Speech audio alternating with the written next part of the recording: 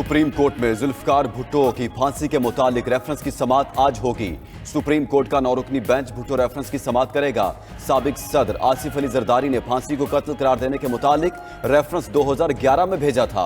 बिलावल भुट्टो की केस की समाअत बराह रास्त नशर करने के लिए दरखास्त मौकिफ अपनाया। जुल्फकार अली भुट्टो ने कानून की हुक्मरानी की जद्दोजहद की। फांसी देना पूरे अदालती निजाम पर धब्बा है। अदालती निजाम पर लगा धब्बा खत्म करने के लिए समाअत बराह रास्त दिखाई जाए। बिलावल भुट्टो का रेफरेंस की समाअत पर चीफ जस्टिस काजी फायज ईसा से इजहार तशक्कुर।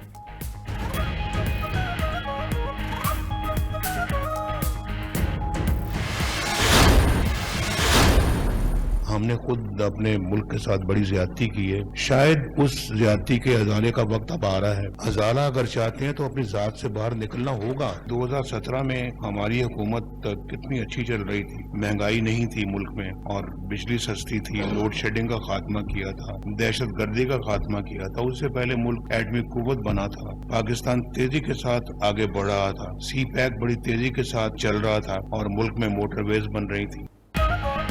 हमने खुद मुल्क से ज्यादती की है। शायद अजाले का वक्त आ रहा है। ज्यादतियों का अजाला चाहते हैं तो अपनी जात से बाहर निकलें। साबिक वजीर आजम नवाज शरीफ का मुस्लिम लीग नून पार्लिमानी बोर्ड के 7वें इजलास से खिताब। बोले, कौम जानना चाहती है 2017 में तरक्की करते पाकिस्तान को क्यों रोका गया। नून लीग के दौर में पाकिस्तान तेजी से आगे बढ़ रहा था। दहशत गर्दी और लोड शेडिंग का खात्मा किया। बिजली और गैस की कमी थी, ना महंगाई और बेरोजगारी थी। सी पैक और मोटरवे बन रहे थे। पाकिस्तान बहुत पीछे रह गया, लेकिन दुनिया में मकाम हासिल करेगा। दोबारा हुकूमत मिली तो मुल्क को बेहतर अंदाज में चलाएंगे।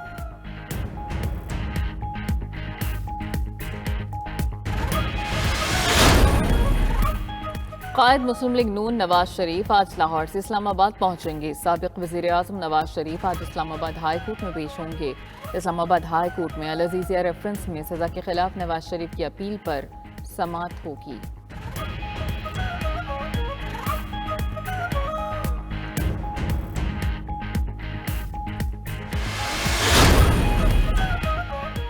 सिंध और बलूचिस्तान के सूबाई इलेक्शन कमिश्नर्स का बाहमी तबादला। Election commissioner Sindh Ijaz Anwar Chauhan election commissioner Balochistan तैनात। बलूचिस्तान के इलेक्शन कमिश्नर शरीफुल्लाह को इलेक्शन कमिश्नर सिंध तैनात कर दिया गया।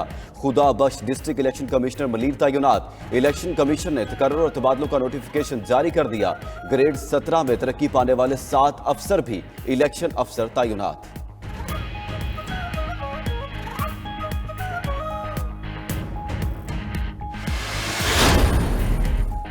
आम इंतखाबात के लिए डिस्ट्रिक्ट रिटर्निंग अफसरों और रिटर्निंग अफसरों की तैनाती। इलेक्शन कमीशन ने DROs और ROs की तैनाती का नोटिफिकेशन जारी कर दिया।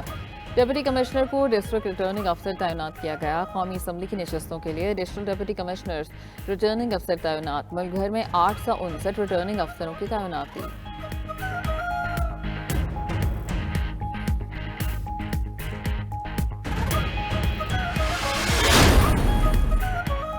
उम्मीद है इंतखाबात में बैलेट पेपर पर बल्ला हमारा इंतखाबी निशान होगा। चेयरमैन PTI बैरिस्टर गौहर पुर उम्मीद। इंट्रा पार्टी इलेक्शन के हतमी फैसले से रोकने के पेशावर हाई कोर्ट के फैसले का खैर मकदम भी किया। इल्जाम आयद किया इलेक्शन कमीशन के पास तहरीक इंसाफ के खिलाफ पे दर पे अहकामात के अलावा कोई दूसरा ऑप्शन नहीं।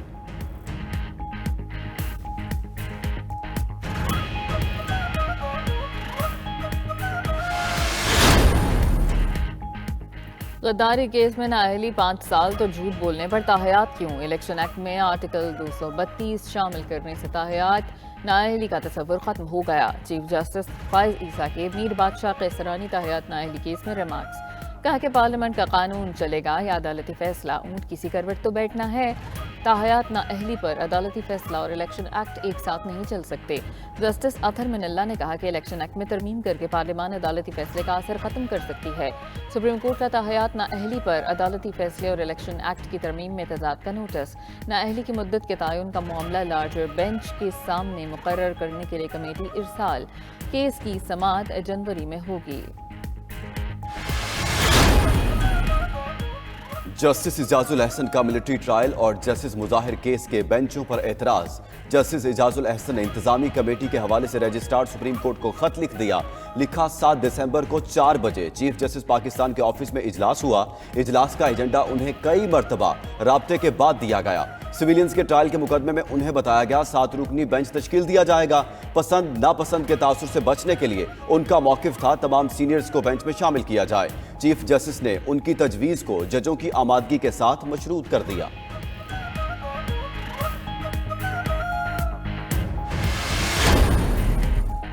आम इंतखाबात के लिए डिस्ट्रिक्ट रिटर्निंग अफसरों और रिटर्निंग अफसरों की तैनाती। इलेक्शन कमीशन ने DROs और ROs की तैनाती का नोटिफिकेशन जारी कर दिया। डिप्टी कमिश्नर को डिस्ट्रिक्ट रिटर्निंग अफसर तैनात किया गया। कौमी असम्बली की नशस्तों के लिए एडिशनल डिप्टी कमिश्नर्स रिटर्निंग अफसर तैनात। मुल्क भर में 859 रिटर्निंग अफसरों की तैनाती।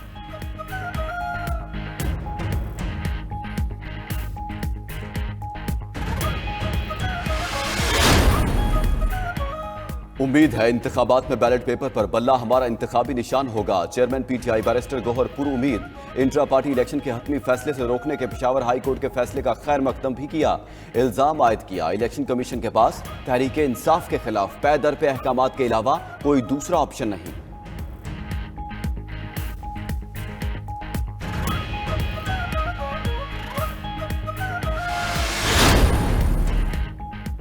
गद्दारी केस में नाअहली 5 साल तो झूठ बोलने पर ताहयात क्यों? इलेक्शन एक्ट में आर्टिकल 232 शामिल करने से ताहयात नाअहली का तस्वुर खत्म हो गया। चीफ जस्टिस फाइज ईसा के मीर बादशाह कैसरानी ताहयात नाअहली केस में रिमार्क्स।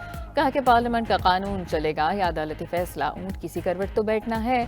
ताहयात नाअहली पर अदालती फैसला और इलेक्शन एक्ट एक साथ नहीं चल सकते। जस्टिस अथर मिनल्ला ने कहा कि इलेक्शन एक्ट में तरमीम करके पार्लियामान अदालती फैसले का असर खत्म कर सकती है। सुप्रीम कोर्ट का ताहयात नाअहली पर अदालती फैसले और इलेक्शन एक्ट की तरमीम में तजाद का नोटिस। नाअहली की मुद्दत के तयन का मामला लार्जर बेंच के सामने मुकर्रर करने के लिए कमेटी इरसाल। केस की समाअत जनवरी में होगी। जस्टिस इजाजुल अहसन का मिलिट्री ट्रायल और जस्टिस मुजाहिर केस के बेंचों पर एतराज। जस्टिस इजाजुल अहसन ने इंतजामी कमेटी के हवाले से रजिस्ट्रार सुप्रीम कोर्ट को खत लिख दिया। लिखा 7 दिसंबर को 4 बजे चीफ जस्टिस पाकिस्तान के ऑफिस में इजलास हुआ। इजलास का एजेंडा उन्हें कई मरतबा राब्ते के बाद दिया गया। सिविलियंस के ट्रायल के मुकदमे में उन्हें बताया गया 7 रुकनी बेंच तश्कील दिया जाएगा। पसंद नापसंद के तासुर से बचने के लिए उनका मौकिफ था तमाम सीनियर्स को बेंच में शामिल किया जाए। चीफ जस्टिस ने उनकी तजवीज को जजों की आमादगी के साथ मशरूत कर दिया।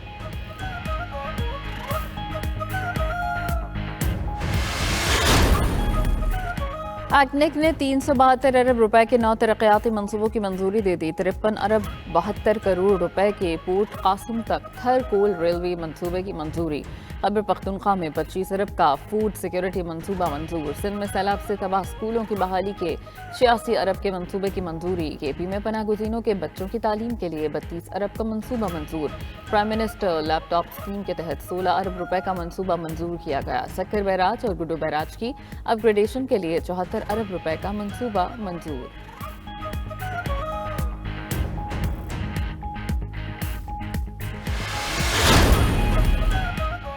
हुकूमत का हज दरखास्तों की वसूली की तारीख में 10 दिन की तौसी का फैसला। 5 साल में एक बार हज करने की शर्त भी खत्म कर दी जाएगी। निगरां वज़ीर मज़हबी अमूर की सेनेट की कायमा कमेटी में ब्रीफिंग। हज दरखास्तों की कम वसूली का भी एतराफ़।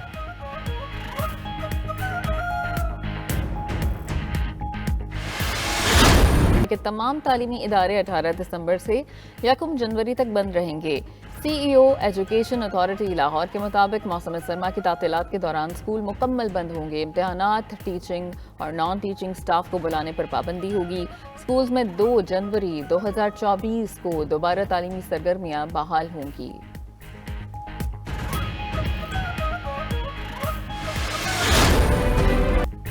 मुस्तनद खबरें, बेलॉग तज्जिए। 92 न्यूज़ UK ने 6 साल मुकम्मल कर लिए। बेबाक सहाफत और एतमाद के साथ 92 न्यूज़ UK आज बरतानिया और यूरोप भर में ओवरसीज पाकिस्तानियों की वाहिद आवाज़ बन चुका।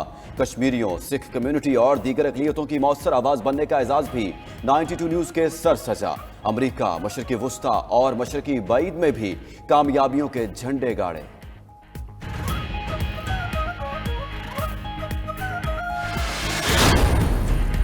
निगरान वज़ीर आज़म अनवारुल हक काकड़ से chairman PCB management committee Zaka Ashraf की मुलाकात। पाकिस्तान क्रिकेट बोर्ड के इंतजामी अमूर से आगाह किया। PSL, चैंपियंस ट्रॉफी और टीम की हालिया परफॉर्मेंस पर बातचीत। क्रिकेट बोर्ड के इलेक्शन के हवाले से भी